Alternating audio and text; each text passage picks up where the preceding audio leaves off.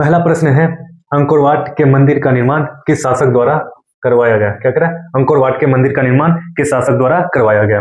तो ऑप्शन ये दिया गया है सूर्यवर्मन द्वितीय, ऑप्शन बी है नरोत्तम सिन्हानु, ऑप्शन सी है कुआंग और ऑप्शन डी है इनमें से कोई नहीं। तो इसका जो सही जवाब होंगे वो आपका हो जाएंगे ऑप्शन ए, सूर्यवर्मन द्वितीय। ठीक है।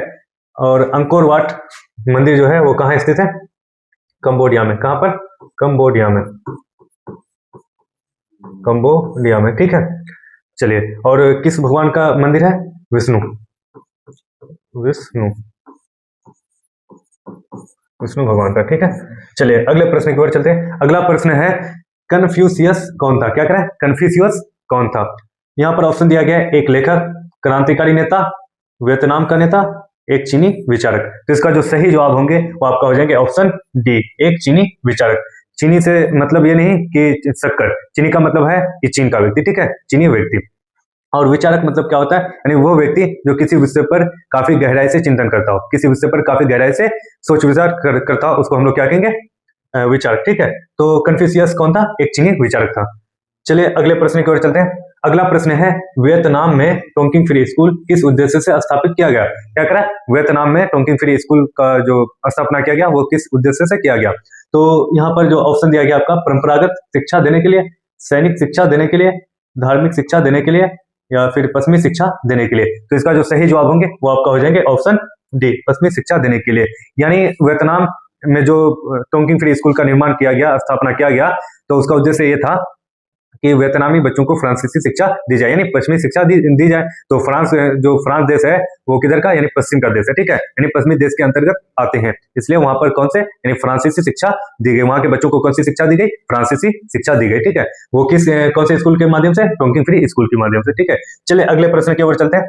अगला प्रश्न है, हो ची मिन्ह का शाब्दिक अर्थ क्या है? हो ची मिन्ह का शाब्दिक अर्थ क्या है? तो ऑप्शन ए दिया गया यहाँ पर मसीहा, ऑप्शन बी दिया गया पथ प्रदर्शक, ऑप्शन सी दिया गया क्रांतिकारी और ऑप्शन डी दिया गया इनमें से कोई नहीं। तो इसका जो सही जवाब होंगे वो आपका हो जाएंगे ऑप्शन बी, पथ प्रदर्शक। पथ प्रदर्शक मतलब होता है रास्ता दिखाने वाला, राह दिखाने वाला। ठीक है।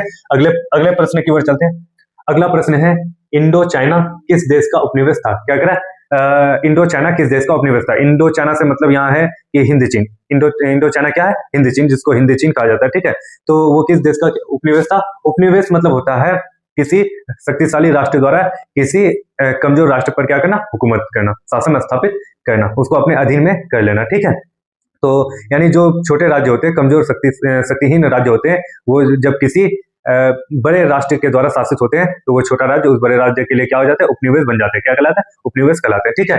तो यहाँ पर ऑप्शन ए दिया गया जापान, ऑप्शन बी दिया गया अमेरिका, ऑप्शन सी दिया गया फ्रांस और ऑप्शन डी दिया गया इंग्लैंड। तो यहाँ पर इसका जो सही जवाब होंगे वो आपका हो जाएंगे ऑप्शन सी, फ्रांस। तो हिंद चीन किसका उपनिवेश था? फ्रांस का उपनिवेश था। ठीक है। यानी इंडो चाइना किसका उपनिवेश था? फ्रांस का उपनिवेश था। ठीक है। चलिए अगले प्रश्न की ओर चलते हैं। अगला प्रश्न है, the history of the loss of Vietnam किसने लिखा? ये क्या है? ये पुस्तक है। ये क्या है? एक पुस्तक है, the history of the loss of Vietnam. ये एक पुस्तक है और इसके रचनाकार कौन है? यहाँ ऑप्शन दिया गया त्रियू, ऑप्शन बी है कुआंग, ऑप्शन सी है हो ची मिन्ह और ऑप्शन डी है फान बोई चाओ। ठीक है। तो इसका जो सही जवाब होंगे वो आपका हो जाएंगे ऑप्शन डी, फान बोई चाओ। ठीक है। और ये जो the history of the loss of Vietnam, इसकी रचना कब हुई थी? 1905 में। कब हुई थी? रचना नहीं, इसका जो प्रकाशन यानी प्रकाशित हुआ था कब? 1905 में। और ये कौन से भाषा में प्रकाशित हुए थे? चीनी भाषा में। कौन से भाषा में? चीनी भाषा में। ठीक है। चलिए अगले प्रश्न की ओर चलते हैं। अगला प्रश्न है, हिंद चीन में कोलोन किन्हें कहा जाता है? क्या कह रहा है? हिंद चीन में कोलोन किसे कहा जाता है? तो यहाँ ऑप्शन ए दिया गया है आपका फ्रांसीसी नागरिकों को, ऑप्शन बी दिया गया विद्यार्थियों को, ऑप्शन सी दिया गया चीनी नागरिकों को और ऑप्शन डी दिया गया आपका सैनिकों को।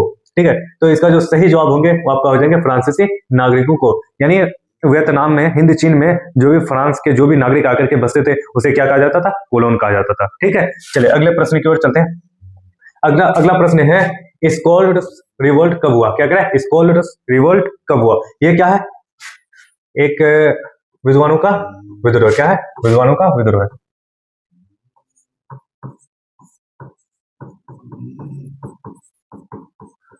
विद्वानों का क्या है? विद्रोह है। ठीक है। और ये विद्रोह कब हुआ था? यहाँ ऑप्शन दिया गया 1868 में, 1870 में, 1867 में, 1869 में। तो इसका जो सही जवाब होंगे वो आपका हो जाएंगे ऑप्शन ए 1868 में। ये जो विद्रोह हुआ था 1868 में। और ये विद्रोह कब क्यों हुआ था?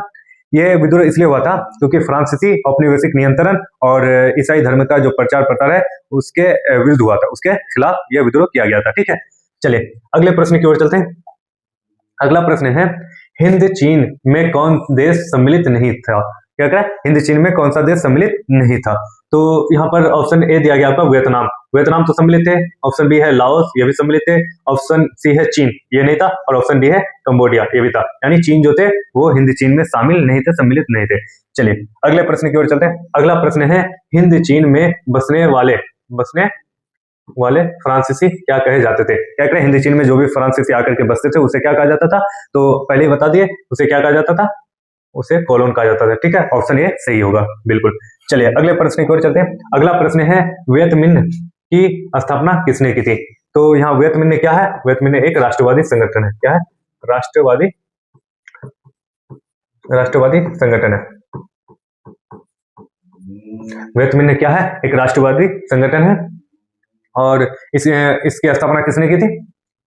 यहाँ ऑप्शन ए दिया गया बाओदाई, ऑप्शन बी है फान बोई चाउ, ऑप्शन सी है हो ची मिन्ह और ऑप्शन डी है आपका हुआंग दे। तो इसका जो सही जवाब होंगे ऑप्शन सी हो ची मिन्ह। यानी वियत मिन्ह की स्थापना किसने की थी? हो ची मिन्ह। अब कब की थी?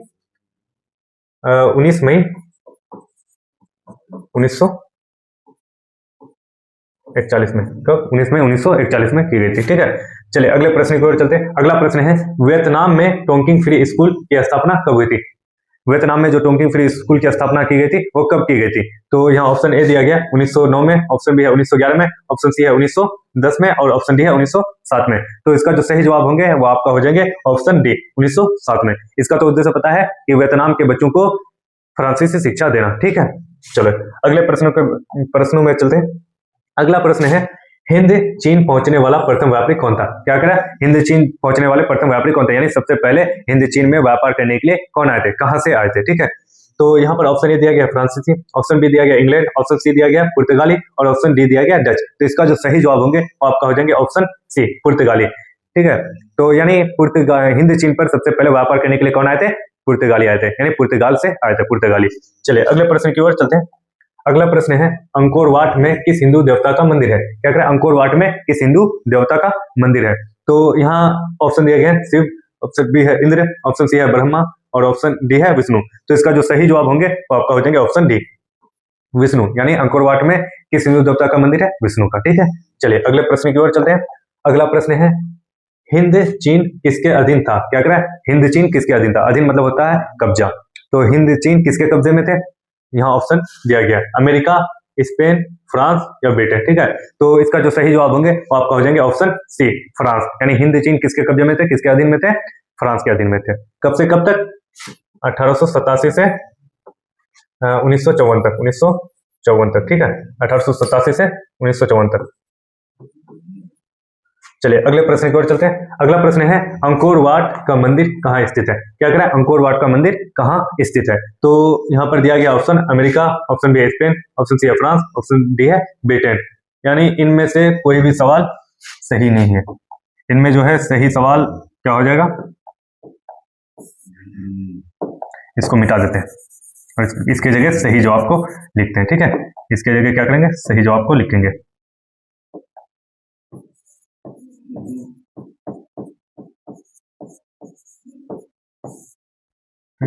तो हाँ, अंकोर वाट का मंदिर कहाँ स्थित है? कंबोडिया में। यानी ऑप्शन डी सही है, कंबोडिया में। चलिए अगले प्रश्न की ओर चलते हैं। अगला प्रश्न है वियतनामी कम्युनिस्ट पार्टी के संस्थापक कौन थे? क्या करें? वियतनामी कम्युनिस्ट पार्टी के संस्थापक कौन थे? तो इसका सही ऑप्शन हो जाएंगे ऑप्शन ए हो ची मिन्ह। ठीक है, चलिए अगले प्रश्न की ओर चलते हैं। अगला प्रश्न है वियतनाम की जनता का सबसे महान नेता कौन था? क्या करें? वियतनाम की जनता का सबसे महान नेता कौन था? यानी वियतनाम में जो सबसे महान नेता थे वो कौन थे? तो यहाँ ऑप्शन ए दिया गया हो ची मिन्ह, ऑप्शन बी दिया गया फान यू तिन और ऑप्शन सी दिया गया वियत मिन्ह और ऑप्शन डी दिया गया फान बोई चाउ। तो इसका जो सही जवाब होंगे वो आपका हो जाएंगे ऑप्शन ए हो ची मिन्ह।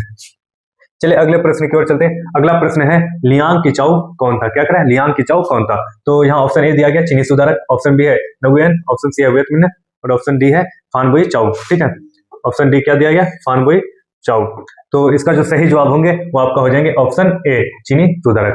ठीक है, चलिए अगले प्रश्न की ओर चलते हैं। अगला प्रश्न है हो ची मिन्ह का दूसरा नाम क्या था? क्या कह रहा है? हो ची मिन्ह का दूसरा नाम क्या था? ऑप्शन ए दिया गया है फान चू मिन्ह, न्यूगन आई कौ, लियांग किचाओ, फान बोई चाओ। तो इसका जो सही जवाब होंगे वो आपका हो जाएंगे ऑप्शन बी न्यूगन आई कौ, न्यूगन आई कौ। ठीक है, इसका सही जवाब होंगे।